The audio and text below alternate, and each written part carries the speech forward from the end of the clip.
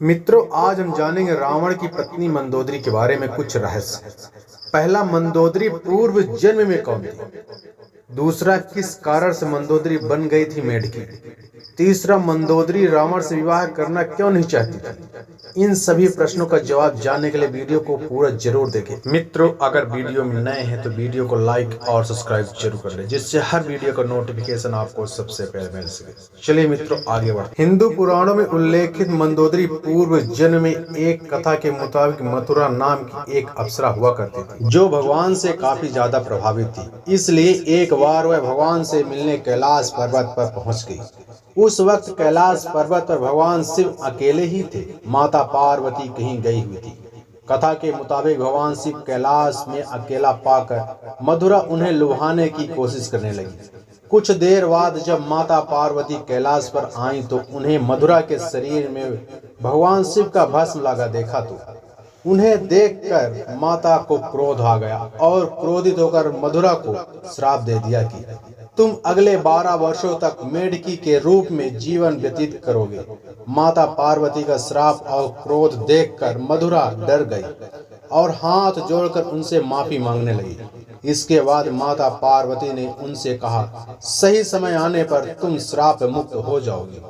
जैसा माता पार्वती ने श्राप दिया था, अप्सरा मथुरा तुरंत ही मेढकी बन गई। इसके बाद वह धरती पर विचरण करने लगी। मेढकी रूपी मथुरा पृथ्वी लोक पर किसी तरह दिन गुजार रही थी। तभी अचानक एक दिन एक भयंकर सांप मेढकी मथुरा को खाने के लिए पीछे पड़ गया। मेढकी मथुरा अपनी जान बचाने के लिए भागने लगी और भागते भागते वह सप्तऋषियों की आश्रम में पहुंच गई, जहां उन्होंने खीर बनाने के लिए एक बहुत बड़ा बर्तन लकड़ी के चूल्हे पर चढ़ाया हुआ था। जब सांप ने मेढकी मथुरा को दौड़ाया तो उछल कर वह उसी खीर के बर्तन के ऊपर बैठ गई। जब सांप उसके पीछे आया तो उससे बचने के लिए बर्तन एक छोर से दूसरे छोर पर उछल गई। सांप वहीं उसको पकड़ने के लिए बर्तन पर चढ़ गया और दूसरे छोर पर जाने की कोशिश करने लगा, लेकिन वह दुर्भाग्य से उसी बर्तन पर गिर गया और खीर गर्म होने के कारण ही वह तुरंत मर गया। लेकिन मेढकी बनी उस मथुरा को यह चिंता सताने लगी कि जब सप्त ऋषि यहाँ आएंगे और इस खीर को खाएंगे तो उनकी मृत्यु हो जाएगी, और मथुरा ये हरगिज नहीं होने देना चाहती थी। उसके वजह से सप्तऋषियों की जान जाए, इसलिए वह वहीं बैठकर सप्तऋषियों की आने का प्रतीक्षा करने लगी। जैसे ही सप्तऋषि वहां आए, वह उनके सामने ही उछलकर उस खीर में कूद गए। ऋषियों ने मेढकी को खीर के बर्तन में कूदते देखा था, इसलिए उन्होंने सोचा अब तो यह खीर खाने योग्य नहीं है, और उन्होंने खीर को वहीं फैला दिया। खीर फैलाने पर उन्होंने देखा उस बर्तन में मेढकी के अलावा एक सांप भी था। यह देखकर सब ऋषि तुरंत ही समझ गए कि यह मेढकी ने हम सब की जान बचाने के लिए यह अपने प्राणों का बलिदान दे दिया। मेढकी के इस नेक दिली को देखकर सभी ऋषियों ने अपनी शक्ति से उस मेढकी को जीवित कर दिया और उसे कन्या का स्वरूप दे दिया, जिससे वह मथुरा मेढकी से अब वह सुंदर कन्या बन गई। किंतु लोक समाज के डर से ऋषियों ने इस कन्या को अपने पास नहीं रखा। उन्होंने महर्षि कश्यप के पुत्र मायासुर को बुलाकर उस कन्या को उन्हें सौंप दिया। मायासुर और उनकी पत्नी उस कन्या को गोद लिया।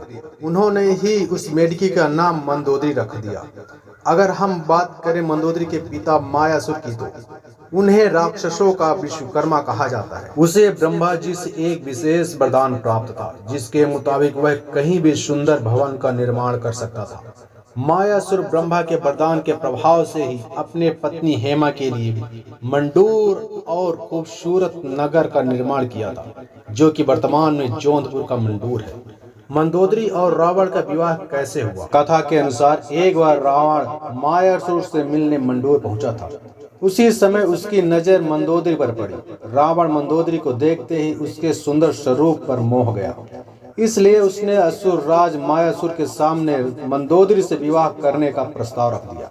कहा जाता है जब विवाह के लिए रावण और मंदोदरी की कुंडली का मिलान हुआ तब स्थितियां ठीक नहीं थी, लेकिन रावण के प्रताप के देखकर मायासुर उसके डर से मना नहीं किया। उस तरफ मंदोदरी भी रावण से विवाह करना नहीं चाहती थी, लेकिन अपने पिता के बातों को टाल ना सकी, जिस वजह से मंदोदरी ने रावण से विवाह कर लिया।